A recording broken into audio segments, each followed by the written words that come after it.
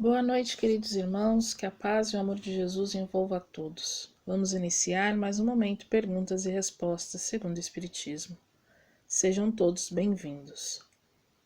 Pergunta número 1. Li em um livro de Chico Xavier sobre psicografia de filhos para mães. Poderia um bebê natimorto também enviar uma carta assim? Quando somos merecedores desse contato? É possível acontecer mesmo quando o bebê não chega a nascer?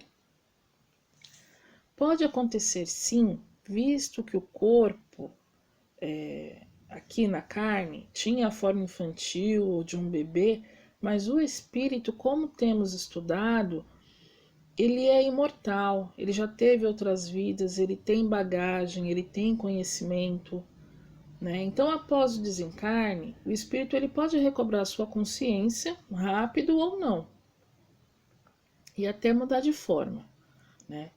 E assim, é difícil falar sobre merecimento, porque é algo que depende de muitas coisas das quais nós aqui não sabemos, né? Pode ser aí algo influenciado pela necessidade da pessoa que está aqui encarnada receber uma mensagem sem causar danos maiores, né? Sem causar mais tristeza. Pode ser algo atrelado aí à vontade do espírito que desencarnou também em fazer essa comunicação, né? Porque se o espírito às vezes não quer dar uma comunicação, não tem como você forçar, né? Todo mundo tem aí o seu livre-arbítrio. E também da condição com que esse espírito se encontra, né, na espiritualidade. Então existem N fatores, né? O que a gente tem que lembrar é que de vez em quando a gente não lembra, mas a gente se reencontra com os nossos entes queridos durante o sono do corpo físico, né? Às vezes nos vêm as recordações, poucas recordações como um sonho, mas nós, ao dormirmos, o nosso espírito ele tem uma liberdade, então ele vai para os lugares onde nós temos mais afinidade. Então pode ser que reencontramos com entes queridos, conversamos, sabemos as coisas, mas quando voltamos à carne a gente não lembra. E devemos nos lembrar também que o desejo de bem ao outro, aliado a uma oração, sempre nos conecta com eles, né? E ajuda tanto a eles como a nós também, né? Ajuda aí a acalmar a saudade, entender a situação, entender o tempo, né? Então não dispensemos aí a oração, desejo de bem, desejo de melhoria para aqueles que já se foram, para aqueles que ficaram curto tempo aqui conosco, né? Enviemos pensamentos de paz, de luz, de harmonia para eles. Pergunta número 2. A força da gente é vital. Ela pode acabar com a doação energética? A quantidade de fluido vital ela pode se esgotar sim, né? Mediante uma enfermidade, quando a pessoa está próxima de morrer, né? Ela pode tornar-se insuficiente para a conservação da vida se ela não for renovada, né? Dependendo do caso, de algum caso, pela absorção e assimilação das substâncias que o contém, como está descrito lá no Livro dos Espíritos, né? Embora ela varie de pessoa para pessoa, ela não acaba com a doação em si. Com a doação, não. Né? E ela pode ser renovada aí com prece, com passes. Às vezes não acontece da gente estar. Às vezes a gente está meio caído, meio cansado, e às vezes a gente encontra com aquelas pessoas que são super alegres, super pra cima. E aí, de repente, às vezes após conversar, olhar no olho, tocar na pessoa, a gente se sente mais renovado, a gente se sente mais para cima. Às vezes aí aconteceu até uma troca de fluido vital, uma doação de fluido vital da pessoa que tem mais para a pessoa que tem menos, sem a gente perceber, né? Mas assim, geralmente essa troca acontece bem com mais intensidade nos passes, né? Que geralmente a gente recebe, né? Faz e recebe nos centros espíritas. Pergunta número 3. Existem espíritos que comandam a natureza? Na codificação, tem uma referência a determinados espíritos assim bastante elementares, né? espíritos simples que ainda não estão assim numa escala evolutiva não estão assim muito evoluídos, né? Ainda estão abaixo do rei nominal, né? E então esses espíritos, eles são dirigidos por outros espíritos que já adquiriram, através de diversas encarnações, experiências suficientes para colaborar com a natureza. O Divaldo Franco, ele fala que existem espíritos que contribuem em favor do desenvolvimento dos recursos da natureza. E em todas as épocas eles foram conhecidos, né, mas identificados com vários nomes, né, fazendo parte até da mitologia dos povos. No livro Nosso Lar, de André Luiz, ele tem uma parte, que eu não lembro agora qual que é o capítulo, que ele fala que a enfermeira Narcisa, ela vai até um lugar, porque ela precisa manipular alguma coisa, e ela fala pro um amigo dela, pro Ernesto, né? Vamos à natureza, que lá a gente vai encontrar o que a gente precisa. E quando ela chega no local, ela chama alguém, que André Luiz não consegue identificar o nome, né? E aí aparecem umas entidades e que ajuda ela, né? Fornece a ela aquilo que ela precisa. Né? Então ela fala que são servidores comuns do reino vegetal, né? Os irmãos que atenderam eles ali. Então existem sim. Pergunta número 4. Esse mundo em que vivemos era tão triste. Será que agora é só tristeza? Será que agora vai ser só mais tristeza? Meu irmão que fez essa pergunta, antes de nascermos aqui, nesse planeta abençoado, nós já sabíamos que o planeta Terra ele era um mundo de provas e expiações, e não um lugar de felicidade plena, mas um planeta como uma escola, que a gente vem, aprende, faz nossas provas, passa de ano e arrecada aí mais conhecimento e vai se melhorando, né? As lutas que nós encontramos aqui não são para nos desanimar, e sim para nos ajudar a evoluir. Com as sucessivas reencarnações que nós temos, nós perdemos muitas oportunidades de crescer, de adiantar a nossa felicidade. Porque ainda fala muito mais alto os nossos defeitos, né? O orgulho, o egoísmo, a avareza, o materialismo, a falta de fazer o bem, né? A gente deixa muito de fazer o bem, às vezes, para não fazer o mal, né? Mas às vezes a gente deixa de fazer o bem por conta de um materialismo, de um egoísmo, de pensar, né, só em nós mesmos. Então, essas lutas que hoje nós temos pode até nos deixar tristes, mas o intuito não é isso. O intuito é a gente aprender com elas e seguir. Então, assim, mesmo diante de todas essas dificuldades, a gente tem que ter fé, a gente tem que ter força, a gente tem que ter bom ânimo, a gente não pode esquecer que Deus vela por nós, Deus olha por nós, é Pai amoroso, é Pai de justiça, e nada é por acaso. Por maior que seja a luta agora, vamos pensar lá na frente. A felicidade, ela existe, e nós temos que ter força e fé para buscá-la, né? Deixando a tristeza de lado, fazendo o bem, ajudando aqueles que são necessitados, fazendo caridade, fazendo brotar sorrisos nos rostos de quem a gente vê que chora. Então não nos devemos deixar contagiar pela vibração de medo, de sofrimento que nós vemos, mas sim fazermos diferente. Pensar lá na frente e falar, estou plantando, né? Eu vou fazer o bem, que eu sei que o bem lá na frente eu vou encontrar e lá na frente eu serei mais feliz. Pergunta número 5. Francisco Xavier continua olhando pelo Brasil? O que acontece quando um espírito desse desencarna? O Chico Xavier ele teve uma grande missão e a cumpriu bem aqui a nossos olhos. Como ele se encontra na espiritualidade, ainda não sabemos, porque ele ainda não deu comunicação, pelo que eu sei, né? Pode ser que eu esteja enganada, mas eu acho que não. Mas temos em consideração que, devido ao todo o bem que ele fez, ao grande homem que ele foi aqui, que ele deve estar numa situação aí mais tranquila do que nós, né, que fazemos pouco pelos outros. Quando ele desencarnou, provavelmente ele foi bem recebido pelos seus amigos, né, amigos espirituais, pelos seus amigos de luz, pelos seus mentores, e pode ser que esteja lá continuando ainda algum trabalho que de repente ele tenha deixado antes de reencarnar aqui.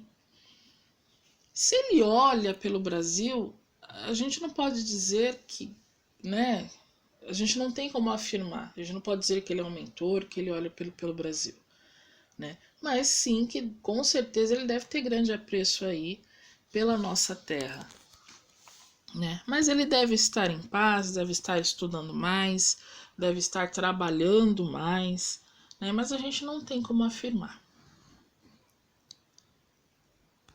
6. Será que vamos ter que esperar nascer um espírito de algum médico para poder vencer esse coronavírus? Meus irmãos, nada é por acaso e tudo tem seu tempo.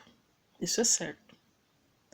A humanidade ela já passou por grandes enfermidades aí desde épocas remotas, onde as dificuldades eram muito, muito maiores do que as de hoje. Então, na hora certa, que está planejado, a cura vai chegar, a vacina vai ser feita, né, vai ser descoberta. Tudo que acontece aqui para nós acontece com um propósito. Quem desencarnou e desencarna por esse vírus é porque é chegada a sua hora. Já estava no seu planejamento de vida, antes né, planejamento de vida feito pela espiritualidade, antes dele nascer aqui na Terra.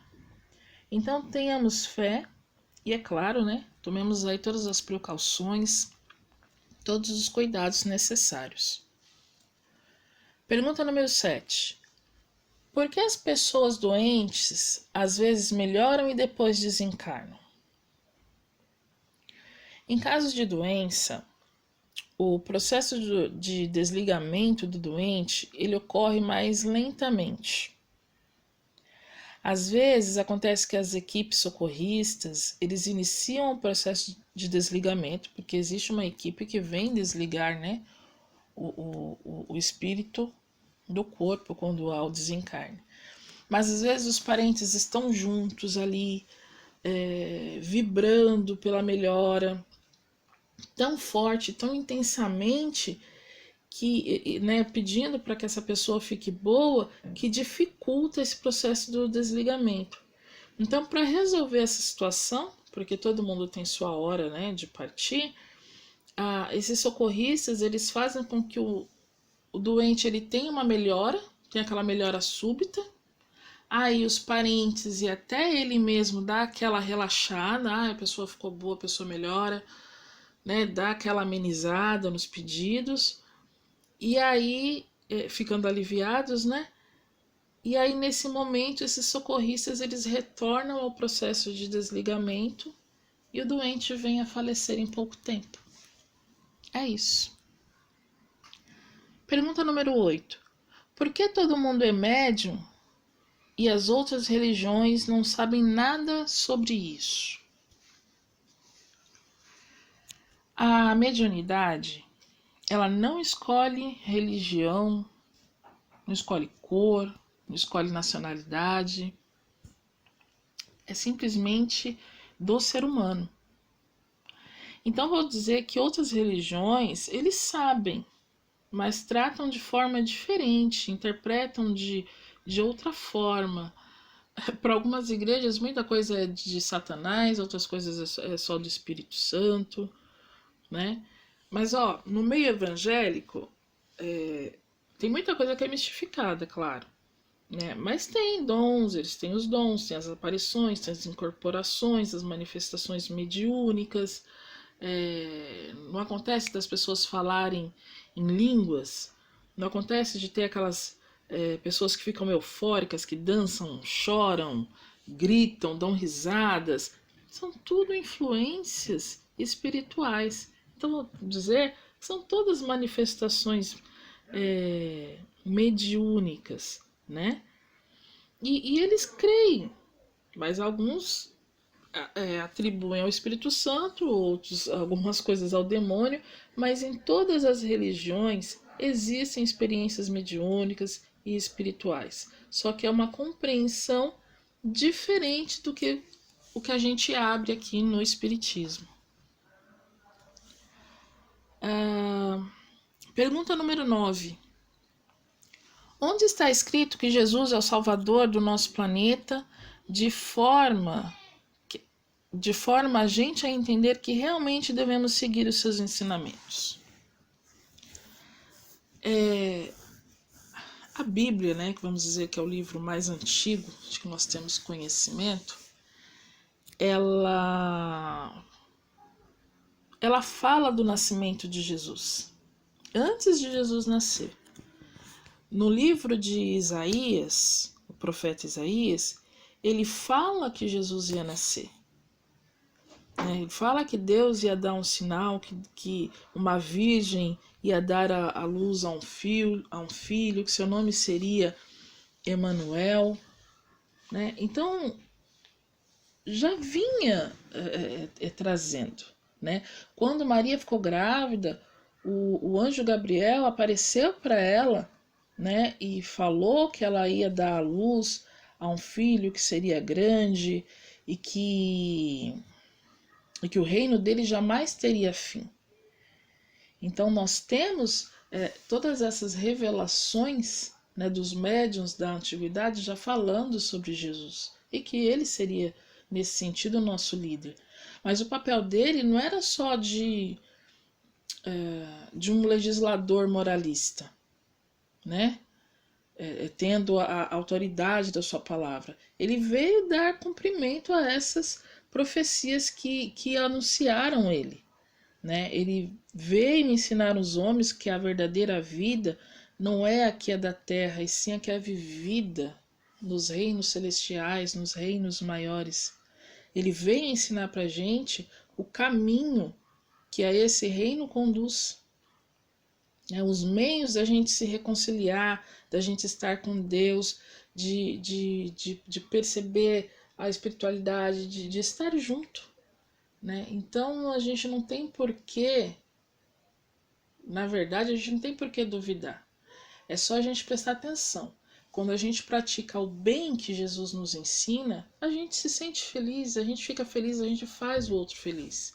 Quando a gente faz alguma coisa errada, quando a gente faz ao mal, a energia da gente é diferente. Então nós tendemos a fazer o bem que Jesus nos ensinou. Pergunta número 10. O que aconteceu com Lázaro? O que realmente aconteceu com Lázaro? Jesus o ressuscitou? Na época de Lázaro, não havia muita informação sobre catalepsia, letargia, coma e outras coisas, né? Kardec ele classificou isso como faculdades de emancipação ou desdobramento da alma. Geralmente, durante os surtos letárgicos ou os catalépticos, eles ficam imobilizados, paralisados. Às vezes ouve o que está acontecendo ao redor, mas eles não conseguem se exprimir, se manifestar. Né? Eles têm aquela sensação de impotência, de desconforto, né? Mas eles têm consciência de si, só que eles não podem se comunicar. Lázaro, ele ainda estava ligado ao corpo físico pelo laço perispíritico, né? Pelo perispírito. Ele ainda não havia rompido esse laço, né? Do espírito com o corpo. E Jesus, né? Com seu magnetismo enorme, ele permitiu que Lázaro retornasse ao corpo e saísse desse estado letárgico, cataléptico que ele teve, né? Então, na época, eu imaginava que ele estava morto, mas ele não estava morto ainda, embora já 4 dias na tumba, o espírito dele ainda não tinha sido desligado do corpo. A gente tem casos aqui no Brasil, acho que de até um cantor, alguém assim, de que. E outros casos também, de pessoas que foram dadas como morta, porque estavam paralisadas, as funções do corpo praticamente diminuem tudo, não se percebe respiração, não se percebe batimento cardíaco, mas elas ainda estão vivas. E aí, no momento da exumação, viram que às vezes o esqueleto estava virado, estava de lado, o caixão todo arranhado, né? E hoje, com a tecnologia, com o avanço da medicina, dificilmente a gente vê, porque os aparelhos hoje, eles acusam mesmo, né? Se tem algum sinal vital, se o coração bate fraquinho, né? Mas está batendo, se tem uma respiração, né? Então, como é que é? A morte cerebral, né? Que é o conjunto dos centros nervosos, é que comanda as demais funções do organismo humano. E hoje, com o avanço da tecnologia, a gente tem aparelho para saber se realmente a pessoa desencarnou ou não. E é isso, meus irmãos. Agradecemos a Deus e a Jesus pela oportunidade do estudo da noite. Agradecemos a todos pelas perguntas enviadas. Queria lembrar que nós precisamos de mais perguntas. Algumas perguntas de hoje já foram perguntas que pegamos, que foram perguntas feitas aí no passado. Quem tiver perguntas, nos envie, por favor, e ajude a gente a manter esse momento perguntas e respostas que sempre nos esclarece e esclarece aos demais também. Paz e luz a todos. Tenham uma boa noite.